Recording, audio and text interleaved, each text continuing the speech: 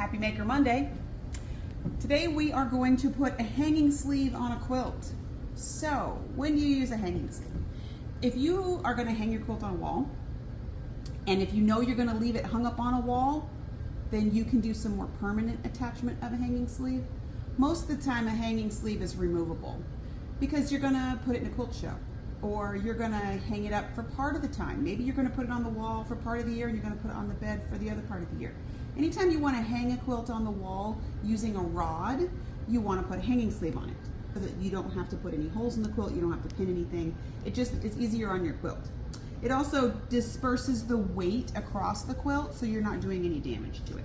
So, I've got a quilt I'm about to put a sleeve on. I actually have 3 quilts I'm about to put a sleeve on. So when you see the backs of these quilts change, it's because I'm putting sleeves on all 3 of these quilts right now. So, we're going to measure our quilt, the width of our quilt. If your quilt is not square, make sure you're measuring whatever end you want the top to be, okay? So, we're going to measure the exact width of our quilt. This quilt is 59.5. That's from the end to the end. Now, this is a personal preference. Some people want their hanging sleeve to go all the way to the very edge of their binding. Some people like it to go in just a little bit. Personally, I like it to go in just a little bit because then if the quilt doesn't hang exactly straight, it doesn't hang off one side or the other. So that's up to you.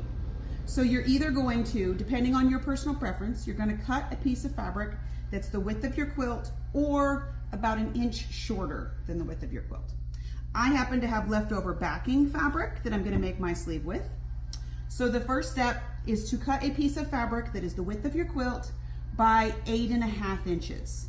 Now here's another personal preference. If you know that you're going to hang your quilt with a different hanging system, so I like to use curtain rods if I'm going to hang my quilts up in my house. I'll just buy an adjustable curtain rod because then the pretty little scrolly bits or whatever edges can hang out the side. If you're going to use like a piece of 1x2 or a hanging system that is somehow thicker than that, then you need to cut instead of 8.5, you'll need to make up the difference for how thick the rod is or how thick the piece of wood is. But most of the time, 8.5 works. If you're nervous about that, you can make it 9.5, give yourself a little bit extra room. All right, so now on the wrong side of my fabric, I'm going to fold over about 1/4 inch. This doesn't have to be perfect, but try to keep it even. If you are really concerned about matching the thread color, you can. I don't typically worry too much about that because the idea is that the sleeve isn't really ever seen, especially if it's something that's going to be temporary. If you're just putting this in a quilt show and then you're going to take the sleeve off anyway, don't worry too much about that stuff. Use a piece of fabric you don't like. It doesn't really matter. The idea is that you're not going to see it. So now we're going to go to our machine and we're just going to top stitch down these 2 folds.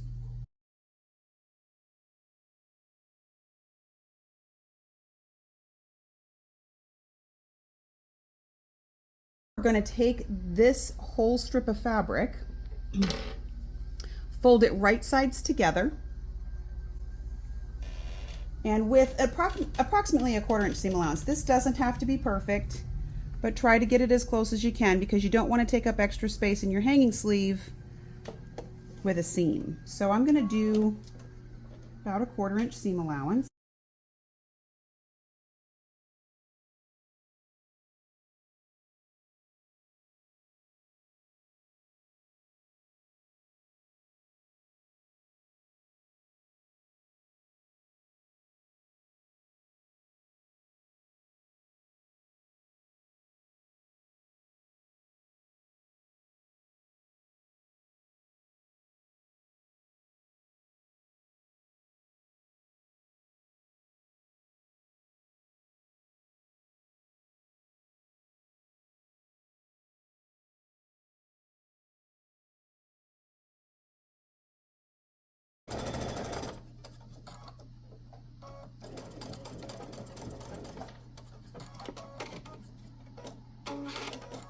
All right, so that's the difficulty level of the sewing that we're doing.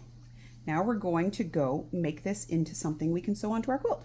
So now I've got a pressing stick inside my hanging sleeve, and I'm going to press this open.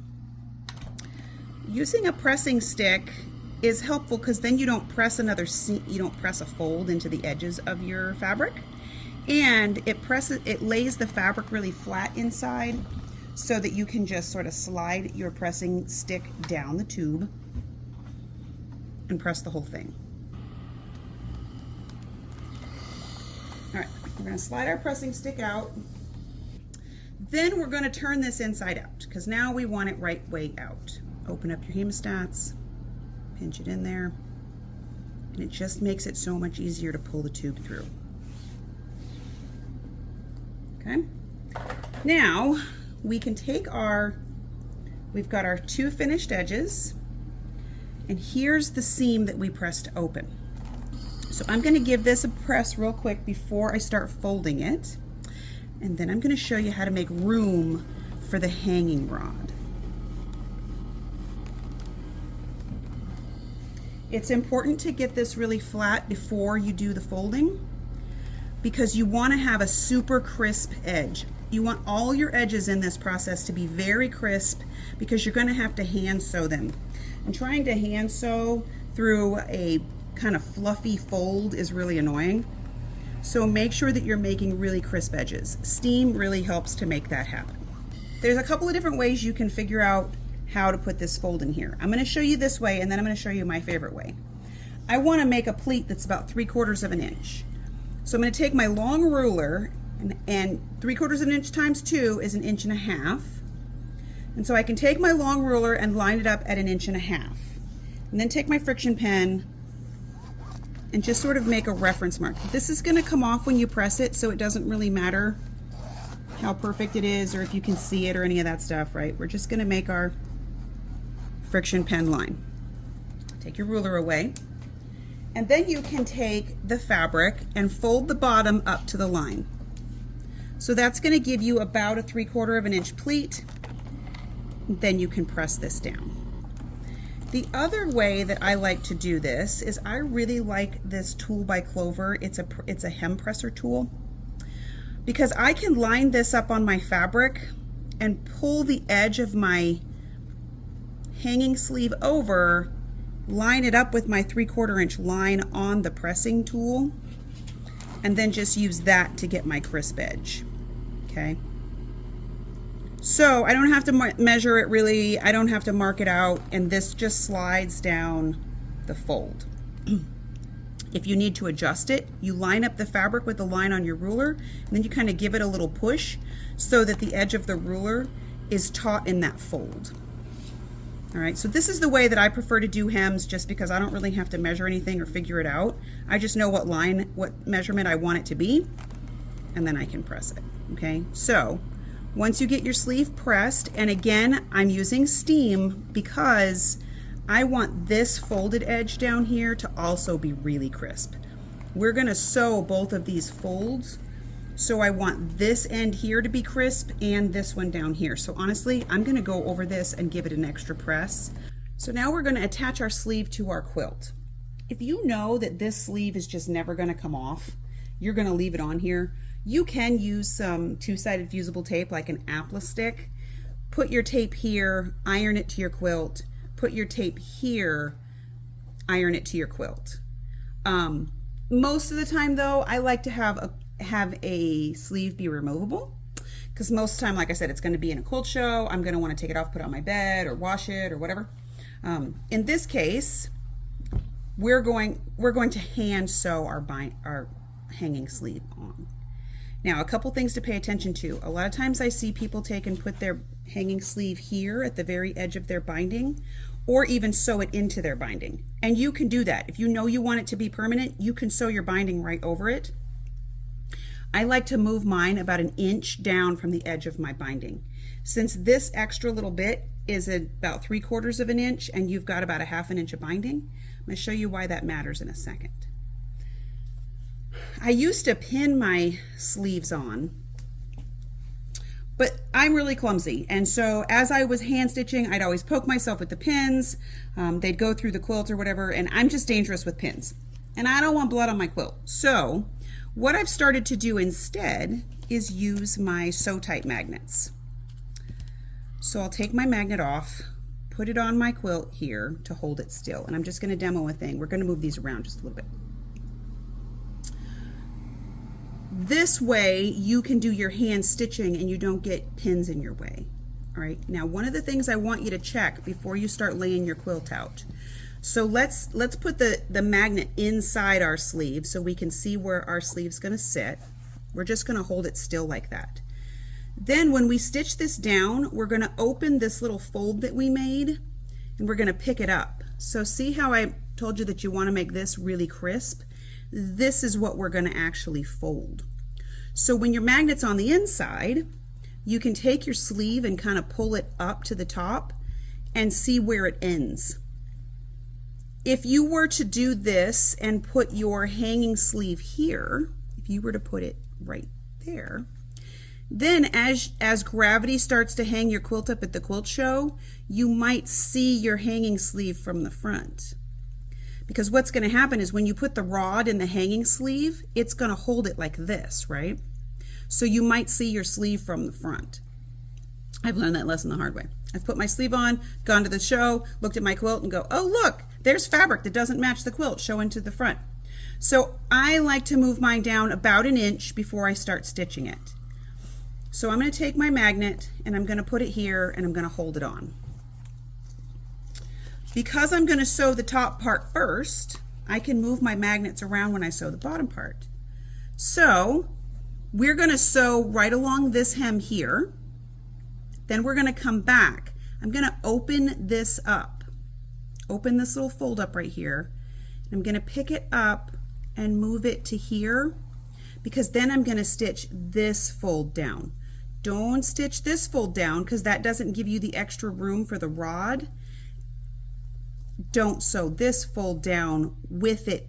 Don't stitch through the both layers of that fold.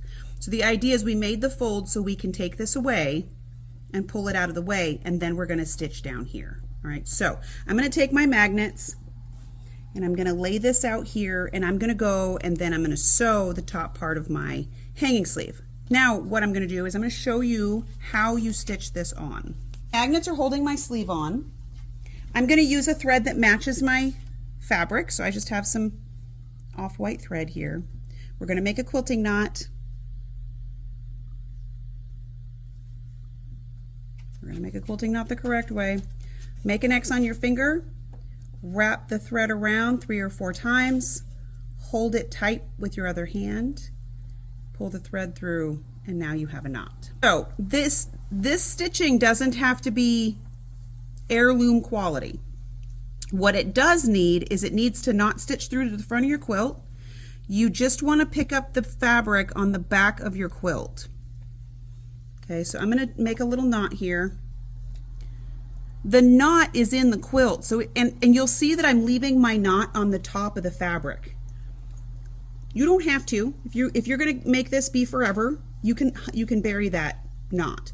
I'm going to take this out someday, so I want my knot to be visible so that it's easy for me to unstitch this. You can take slightly wider stitches. So when I do binding, my binding stitches are very small. In this case, I'm going to do stitches that are more like a 1/2 inch long, maybe even 3/4 inch long. And I'm just going to whip stitch along this hanger. I get to a place where I want to tie off my thread. Let's say we're out of thread here. We're going to stop right here. I'm going to pick up my backing fabric and my sleeve. I'm going to make a little loop in my thread, and I'm going to run my needle through the loop twice, and then I'm just going to bury my thread and cut it. All right. Again, it doesn't have to be perfect or beautiful or grandiose. When we get the whole top part of the sleeve stitched together, and now we're going to stitch the bottom part, I'm going to move my magnets. I'm going to open this up. Now, one of the things you want to make sure you're doing, and the reason you sew the top first is because you want it to be taut. See how when I move that, it's flat? I'm going to open this pressed bit up, put my magnet, I put my magnet right there on the fold so I know that that part is flat. We're going to do the exact same type of stitching along the bottom of the sleeve.